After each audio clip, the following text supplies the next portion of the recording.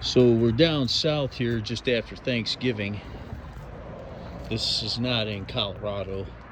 Anyway, I'm probably picking up this car. It's an all original 1969. I put the windows down, but it's got factory bucket seats in it. Never mind the headliner I tore down, but yeah, look at this. Needs some love. Anyway, it was last driven in 1977, and it's been setting since. It's got a 383 in it. Let me open the hood.